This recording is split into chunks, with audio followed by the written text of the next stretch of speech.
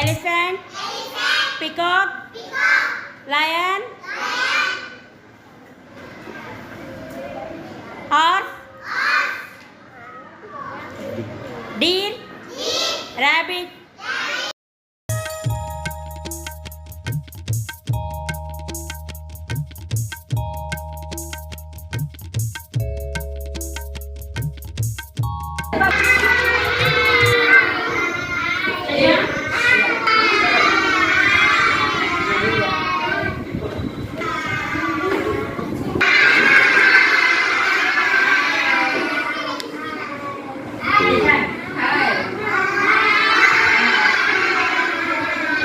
Okay.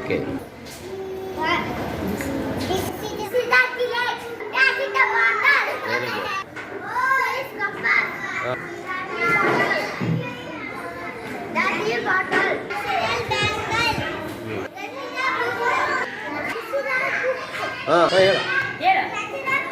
Very good.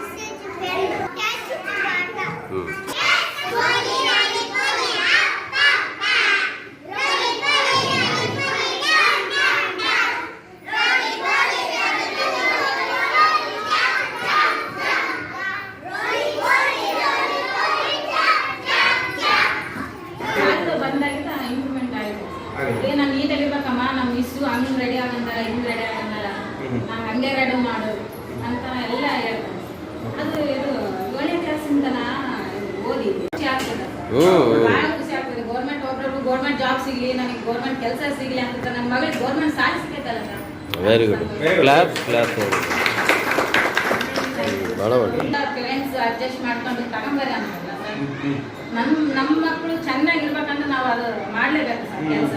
ನನ್ನ ಮಕ್ಕಳು English medium government ಸ್ಕೂಲ್ನಾಗ ಓದ್ತದ ಹುಡುಗಿ ನೋಡಿ ಎಷ್ಟು ನೀಟಾಗಿ ಕಾಣ್ತದ್ರ, ಎಷ್ಟು ಇಲ್ಲ ಅಂತ ಹೇಳ್ಬೇಕು ಸರ್. ಅದು ವೆರಿ ಗುಡ್. ನಾವು ರೊಕ್ಕ ಮಕ್ಕಳು ಓದೋದು ಹೆಚ್ಚಿಂದ ಸರ್. ಮತ್ತೆ ಗ್ಲಾಸ್ ಇಟ್ಕೊಂಡ ಪ್ಲೇಟು, ಅಮ್ಮ ನಮ್ಮಲ್ಲಿ ಗಂಜಿ ಕೊಡ್ತಾರಮ್ಮ, ಹಾಲು ಕೊಡ್ತಾರಮ್ಮ ಅಂತ ತಾವೇ ರೆಡಿ. ಬ್ಯಾಗ್ ಎಲ್ಲ ನಾವೇನು ರೆಡಿ ಮಾಡೋದು ಸರ್, ಅವರೇ ರೆಡಿ ಮಾಡ್ಕೊಂಡು ಬರ್ತಾರೆ. ಬೇರೆ ಕಡೆ ಹೊರಗಡೆ ಹೋಗಿಲ್ಲ, ಸ್ಟೇಟ್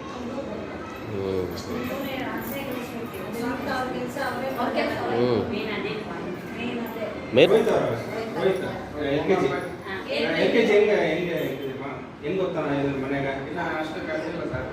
ಇನ್ನ ಕಲ್ತಿಲ್ಲ ಆಕ್ಟಿವಿಟಿ ಇದರಲ್ಲಿ. ಅದಕ್ಕೆ ಗೌರ್ಮೆಂಟ್ ಶಾಲೆನೇ ಕಲಿಸ್ಬೇಕು ಸರ್.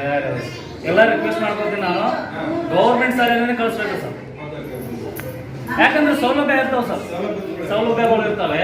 ಈಗ ಗೌರ್ಮೆಂಟ್ ಶಾಲೆಯಲ್ಲಿ ಏನಂತಂದ್ರೆ ನಾವು ಅವ್ರು ಕೇಳ್ದಂಗೆ ನಾವು ಕೊಡಿಸ್ಬೇಕು ಸರ್.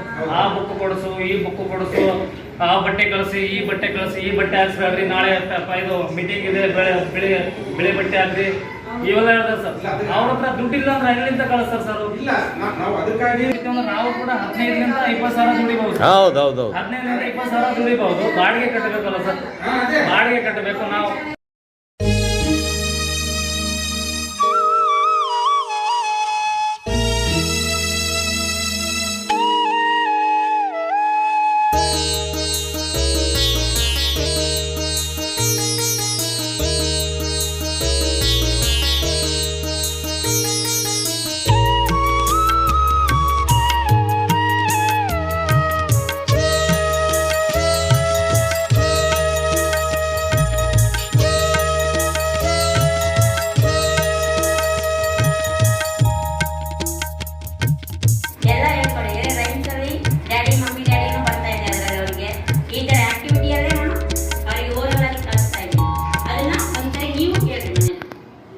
ಕೆಲಸ ಇದೆ ಅಂತೇಳಿ ಇದು ಮಾಡೋದು. ನೀವು ಕೆಲಸ ಮಾಡ್ಕೊಂತಾನೆ ರೀ, ಹೇಳಪ್ಪಿ ನಾನು ಕೇಳ್ತೀನಿ ಅಷ್ಟೇ. ಆ ಮಕ್ಕಳಿಗೆ ಆ ಒಂದು ಖುಷಿನೇ ಆ ಮಕ್ಕಳು ಇಂಪಾರ್ಟೆಂಟ್ ಅಂತ ಖುಷಿ ಆಗತ್ತೆ.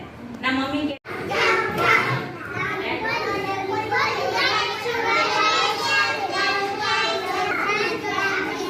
That